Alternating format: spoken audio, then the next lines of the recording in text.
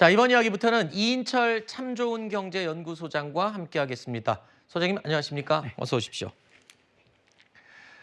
자, 국세 수입 재추계 결과를 해봤는데요. 지난해에 이어서 올해도 대규모 세수 결손, 그러니까 거두어들인 세금이 모자라는 그런 상황이 예상이 된다는 정부 결과가 나왔습니다. 화면을 먼저 보시죠. 2024년 국세 수입에 대한 재추계 결과 올해 국세 수입은 전년 대비 약 6.4조 원 감소한 337.7조 원으로 예산 대비 29.6조 원 부족할 것으로 예상됩니다. 지난해 국세 수입 실적은 전년 대비 51.9조 원, 예산 대비 56.4조 원 부족하였습니다. 정부는 4년 연속 세수 오차가 반복된 사항을 엄중히 인식하여 세수 오차 원인을 분석하고 세수 추계를 근본적으로 개선할 계획입니다. 자, 세수 결손, 그러니까 보시면 지난 2013년도에 국가 살림을 위해서 400조 원이 필요한 상황에서 실제로 세금을 거둬들인 액수는 344조 원. 상당히 많이 모자랐었는데요. 올해도 예산은 367조 원이 필요한데 여기에 훨씬 못 미치는 29조 원 정도 모자란 세수가 거쳤다는 겁니다. 글쎄요, 나라 살림을 하기 위해서는 이런 세수 예측을 정확하게 해야 될 텐데 어쩌다가 이런 일이 발생하는 거죠? 그렇습니다. 이 고장난 시계도 하루에 2번은 맞거든요. 그렇죠. 근데 지금 최고의 재무 전문가, 이거 누가 추산하느냐? 기획재정부가 합니다. 기획재정부가 돌이켜봤더니 지금 2년이지만 거슬러 올라가면 4년이나 세수 추계가 잘못됐다는 거예요. 아하. 4년 동안 무슨 일이 있었을까요? 예측 못한 사건은 코로나19와 그리고 전쟁, 중동 전쟁, 네. 우크라이나 전쟁이었는데 지난해도 56조 역대 최대였는데 올해도 지금 해보니 얼마 남지 않았잖아요. 한 30조 원가량 세수 펑크가 예상이 된다라고 하는데 30조 원 가운데 절반은 법인세입니다. 법인세 쇼크. 반세기 만에 삼성전자가 반도체 업황 부진으로 해서 적자 냈거든요. 그러다 보니까 14조 5천억 원 법인세가 줄고 또 자영업자들의 매출이 늘지 않았습니다. 여기다 종합소득세도 부족했고요.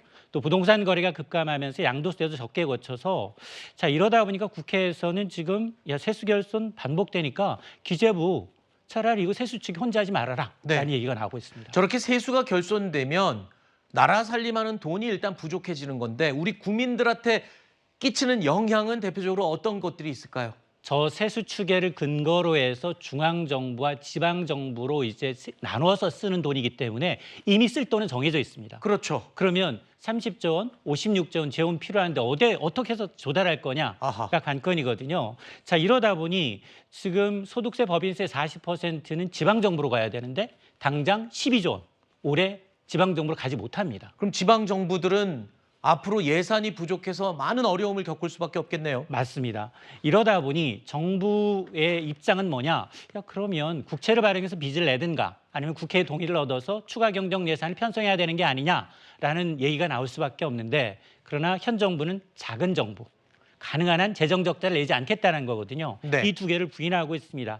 그래서 지금 정부의 각종 여윳돈, 여유기금 이걸 활용하거나 올해 예산으로 잡아놨지만 일부 집행이 안 되는 내년 예산을 미리 땡겨다 쓰겠다라는 얘기인데 지난해도 마이너스 통장 썼어요. 그렇죠. 올해도 별 수단이 없습니다. 지금 말씀하신 남는 돈 아니면 다른 데 있는 돈을 좀 쓰면 어떠냐 말이 좋아 그렇게 하는 거지 사실 그게 돌려막기잖아요. 일반 서민들이 마지못해 하는 그런 걸 정부가 예산에 대해서 돌려막기를 한다.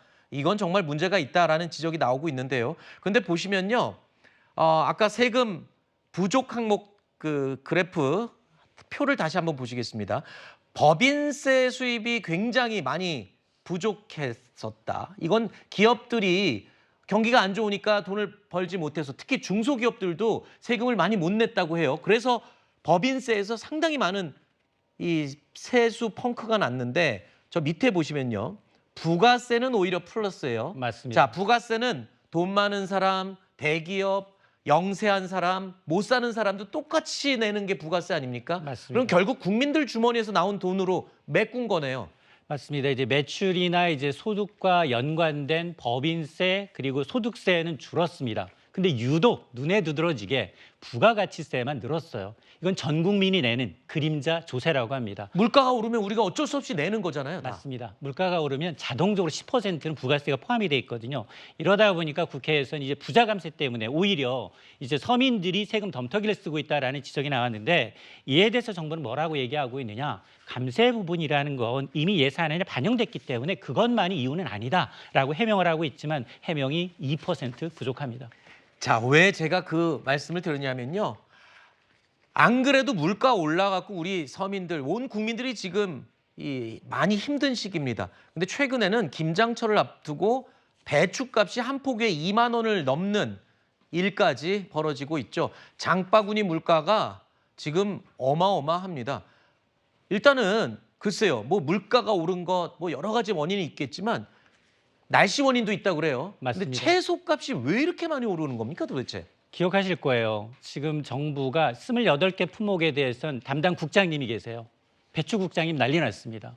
농산식품 유통공사에서 지금 배추 가격은 9,600원이라고 하니 소비자들은 10,000원 드릴 테니까 배추국장님 배추 한 포기 사달라라고 아우성이거든요.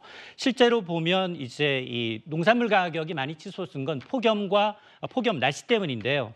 실제로 이제 여름철의 경우에는 여름철 배추는 강원 산간 지역의 고랭지 지역에 이제 배추가 주로 공급이 되는데 네, 강원도도 9월 중순까지 30도로 우뚝떠내렸습니다. 네, 여기에다가 이 재배 면적자체도 이제 줄어들다 보니까 가격이 이제 이 상상 이상으로 뛰고 있는 상황인데요. 이런 상황이다 보니까 이제 일부 온라인 포장 업체 김치들 품절 사태고 네. 또 중국산 김치 수입, 알몸 김치 사태로 인해서 줄었었거든요. 네. 지금 또 역대 최대입니다.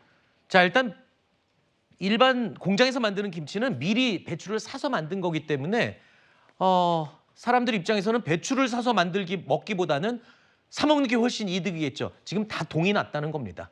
배추 김치 제품은 다 동이 난 겁니다. 이러다 보니까 국가에서는 중국산 배추를 이번에 5번째로 대량으로 지금 수입을 하고 있는데 이게 오늘부터 이제 출하가 된다고요. 이러면 조금 배추값이 안정이 될까요? 일단은 단기적으로 수급은 좀 숨통이 튀겠지만 큰 해결책은 아닙니다. 오늘부터 중국산 배추 16톤 우선적으로 들어오는데요.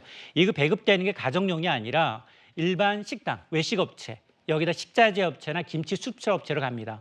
자, 그러다 보니까 이들 업체 공급하던 국내산 물량은 자동 가정용으로 풀리게 되니까 단기적으로 수급에 이제 숨통은 좀 트이겠지만 이제 문제는 김장철이거든요. 네. 우리 날씨 서늘해지게 되면 주부님들 김장 걱정하는데 배추뿐만 아니라 부재료 가격이 다 올랐어요. 그렇죠. 그리고 이제 전국구 이제 배추의 경우에는 이제 강원도만이 아니라 전국구에서 재배가 되는데 해남 지역이 특히나 이제 수재가 심했습니다.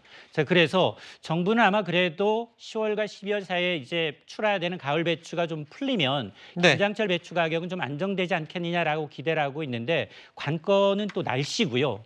또 이러다 보니까 배추는 재배 기간이 60일이에요. 그렇죠. 2달밖에 안 되다 보니까 짧은 기간에 너무 많이 또 심어서 이걸 또 공급 과잉으로 갈아엎어야 되는 상황도 있을 수 있기 때문에 네. 예, 수급 조절이 굉장히 중요합니다. 알겠습니다. 그리고 하나만 더 여쭙겠습니다. 얼마 전에 미국에서 기준금리를 인하하면서 빅컷 0.5%포인트를 낮추면서 우리도 혹시 대출금리 낮아질 가능성이 있나 굉장히 기대하시는 분들이 있었는데 정부에서는 또 부동산 값 오른다고 안 낮출 수도 있다 뭐 이런 얘기가 나왔어요. 근데 지금 보니까 오늘 아침 신문 보니까 지금 시중 은행들이 주택담보대출 금리를 줄줄이 올리고 있다 그래요. 지금 은행들 그럼 또 이자 장사해서 은행들만 돈 버는 거 아닌가요? 맞습니다. 상반기에 한 이자 장사로 30조 원 이상 챙겼죠. 네. 올 여름에 대출 금리 20여 차례 올렸습니다.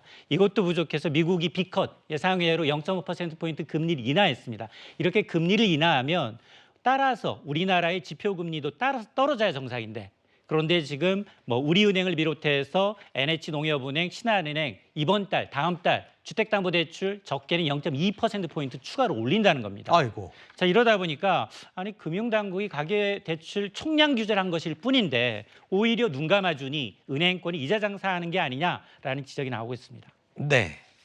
알겠습니다. 지금까지 경제 분야 이야기 소장님과 함께 나눠봤습니다. 오늘 나와주셔서 고맙습니다.